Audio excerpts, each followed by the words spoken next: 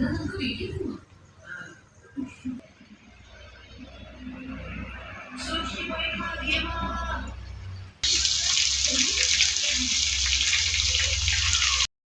ബിരിയാണി, തക്കാളി, പച്ചമുളക്, ഇഞ്ചിയും ചതച്ചത്, കാഷ്നട്ട് വറുത്തത്, ഉള്ളി വറുത്തത്, ചിക്കൻ വറുത്തത്, ഉള്ളി അരിഞ്ഞത്.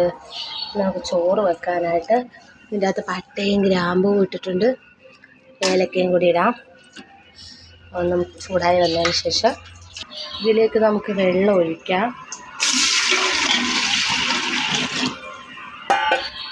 വെള്ളം തിളച്ചതിന് ശേഷം നമുക്ക് അരിയിട്ട് വേവിക്കാം. കുറച്ച് ചിക്കൻ കറി വെക്കാം. അതിന് ആദ്യം എണ്ണ ഒഴിക്കാം.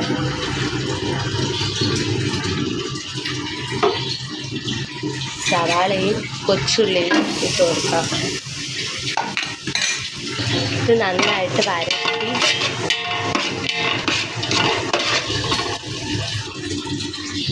ഇതിലേക്ക് നമുക്ക് കുറച്ച് ഉപ്പിട്ട് കൊടുക്കാം. ഉള്ളി, പച്ചമുളക് ചതച്ചതിടാം. നന്നായിട്ട് പച്ചമണം മാറുന്ന വരെ ഇളക്കി കൊടുക്കാം. ഇതിൻ്റെ അകത്ത് പൊടികൾ ചേർക്കാം. ആദ്യം മഞ്ഞൾപ്പൊടി,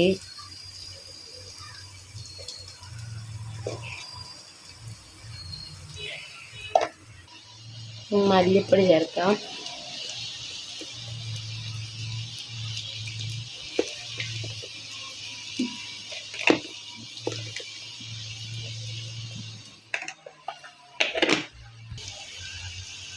മുളക് പൊടി,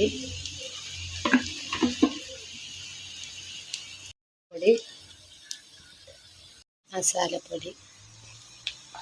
നമുക്കിത് ഈ പൊടികളുടെയൊക്കെ പച്ചമണം പോകുന്ന വരെ നന്നായിട്ട് ഇളക്കി കൊടുത്ത് എടുക്കാം. ഇതിലേക്ക് നമുക്ക് തക്കാളി ചേർക്കാം.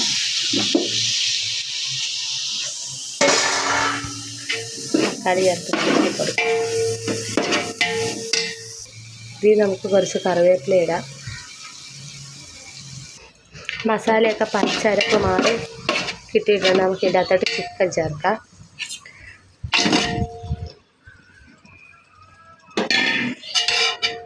ചിക്കനിട്ട് നന്നായിട്ട് ഇളക്കി കൊടുക്കാം. ഇതിനകത്ത് നമുക്കൊരു സ്പെഷ്യൽ ഐറ്റം കൂടി ചേർക്കാം. സവാള വറുത്തത്. ചിക്കൻ കുറച്ച് നേരം അടച്ച് വെച്ച് വേവിക്കാം. നമുക്ക് വെള്ളം ചൂടായി വന്നിട്ടുണ്ട്.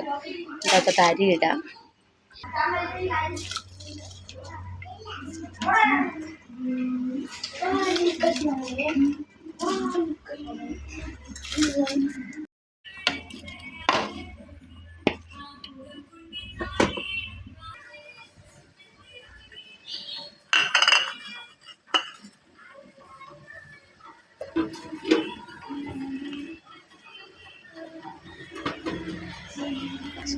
ഉള്ളിയും അണ്ടിപ്പരിപ്പും ഒക്കെ ഇട്ട് ഡെക്കറേഷൻ ചെയ്യാം.